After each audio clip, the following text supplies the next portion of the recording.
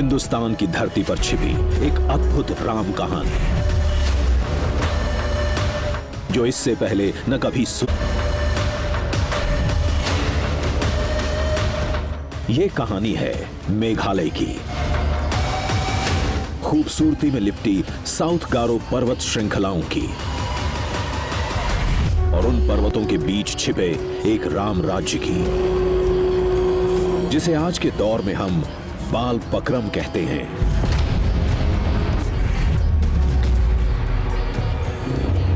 अब तक सुनी गई राम कथाओं में हम अयोध्या में राम जन्मभूमि को जानते हैं, ओरछा में राजा रामचंद्र के महल को जानते हैं, लेकिन ये नहीं जानते कि मेघालय के बाल पक्रम और साउथ गारो पहाड़ियों पर भी श्री राम का एक नगर था, जिसे भगवान राम ने खुद अपने हाथों से सजाया था। फर्क बस इतना है कि जिन्हें पूरी दुनिया राम और लक्ष्मण कहती है, उन्हें गारो प्रजाति के लोग अपनी भाषा में डिक्की और बांदी कहते हैं।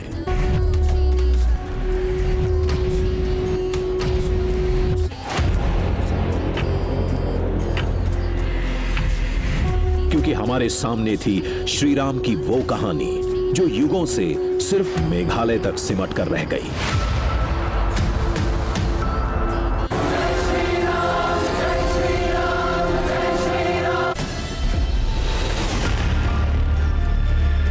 इस तलाश की कई कड़ियां थीं।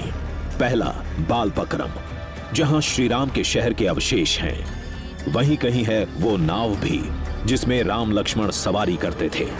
चौंकाने वाली बात थी इन्हीं पर्वतों के बीच द्रोण पर्वत का दावा, जो संजीवनी बूटी की खातिर हनुमान लंका ले गए थे। और यही है वो नीली नदी, जो आज भी श्री राम के रंग में रंगी है।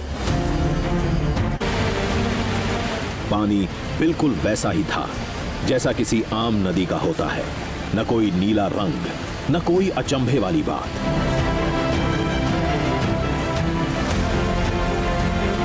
लेकिन 4 कदम और चले तो अद्भुत नजारा सामने था।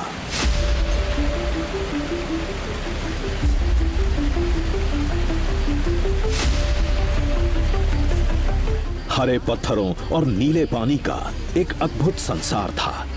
यही थी वो वारी नदी जिसकी तलाश में हम आए थे।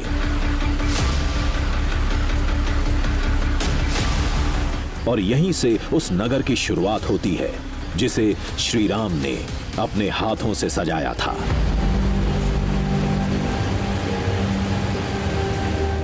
बड़ी बड़ी चट्टानों के बीच नीले पानी पर पड़ती सूरज की मध्यम रोशनी। एक पल को यकीन नहीं हुआ कि इतनी खूबसूरत जगह हिंदुस्तान की नजर से दूर कैसे हो सकती है।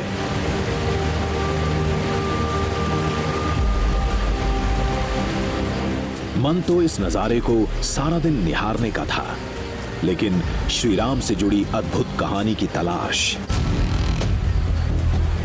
कहते हैं डिक्की बांधी यानी श्री राम और लक्ष्मण ने इस जगह पर एक लंबा वक्त गुजारा था। मान्यताएं ये कहती हैं कि श्री राम की एक डुबकी के बाद ही वारी नदी उनके रंग से रंग गई थी।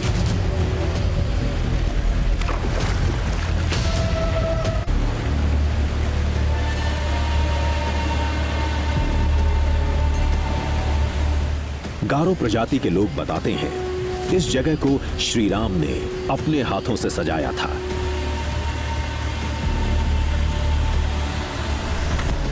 यह इलाका त्रेता युग में राजा रामचंद्र के साम्राज्य का हिस्सा था। इन तराशे पत्थरों को इसका साक्ष्य बताया जाता है।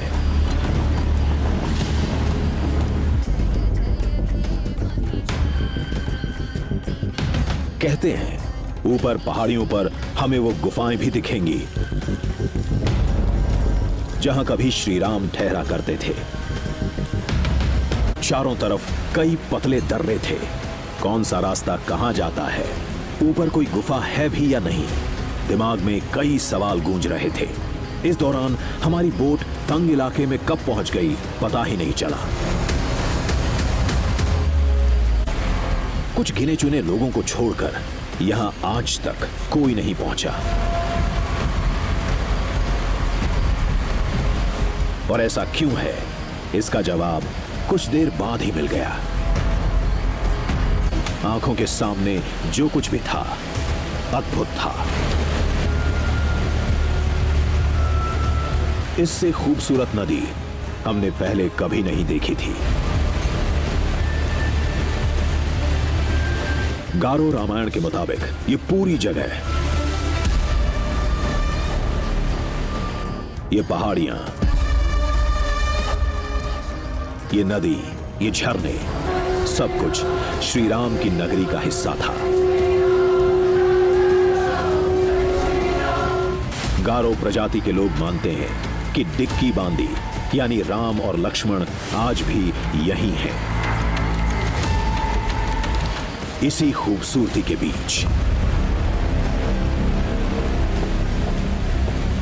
बताया गया था कि एक गुफा है जहां डिक्की बांदी यानी श्री राम लक्ष्मण रहते थे। वो नाव है जो कभी श्री राम ने इस्तेमाल की थी। द्रोण पर्वत का वो हिस्सा जहां से महाबली हनुमान संजीवनी बूटी लेकर गए थे, और श्री राम के पैरों के वो निशान भी जो आज भी राम कथा के गवाह हैं।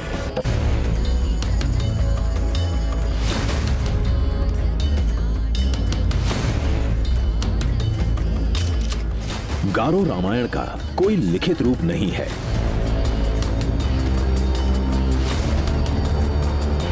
शायद इसलिए ये राम कथाएं आज तक हिंदुस्तान के दूसरे हिस्सों तक नहीं पहुंची।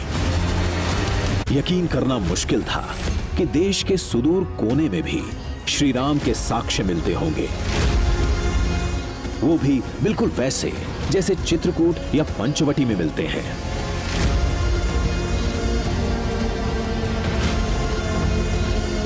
गुफा से थोड़ा आगे बढ़ते ही वो जगह मिलती है जहां सारे तर्क खत्म हो जाते हैं।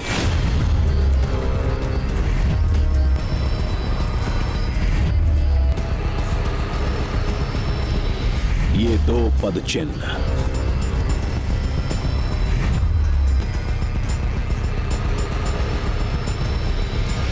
यहां के लोग पूरे दावे के साथ कहते हैं कि ये किसी और के नहीं, खुद प्रभु श्री राम के हैं।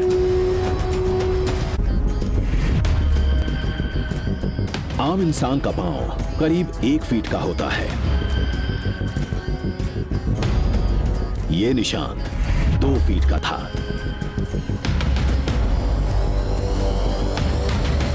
वाल्मीकि रामायण में लिखी कुछ पंक्तियों से माना जाता है कि श्री राम की लंबाई करीब 7 फीट थी, लेकिन गारो रामायण में भगवान राम की कदकाठी इससे भी बड़ी थी। ऐसे में मान्यता यही है कि ये निशान श्री राम के हैं।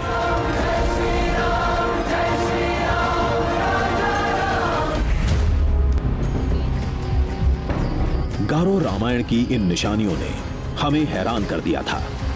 वैसे तो देश के कई राज्यों में रामायण से जुड़े साक्ष्यों के दावे होते हैं, लेकिन इससे मेघालय की रामायण कमजोर नहीं पड़ती। ये सब आज गारो संस्कृति के अहम हिस्से हैं।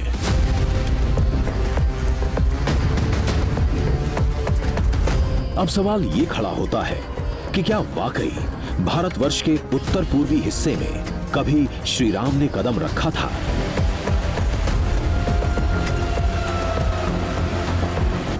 ऐसे में कहा यही जाता है कि भले ही गारो रामायण का कोई लिखित संस्करण नहीं है, लेकिन श्री राम और लक्ष्मण मेघालय की फिजाओं में रचे बसे हैं। गारो रामायण को सिरे से खारिज नहीं कर सकते। पूर्वोत्तर राज्यों की जनजातियों के बीच रामायण के कई स्थानीय संस्करण हैं, जिनके किरदार वहां के आर्थिक, सामाजिक और सांस्कृतिक रंग में रंगे नजर आते हैं।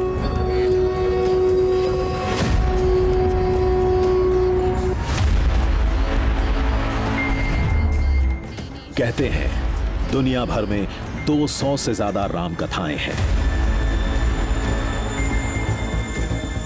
यह भी सच है कि जहां जहां राम भक्त पहुंचे, वहां वहां राम कथाएं भी पहुंची। लेकिन मेघालय के गारो पर्वत की राम कथा इससे पहले हिंदुस्तान ने कभी नहीं देखी थी।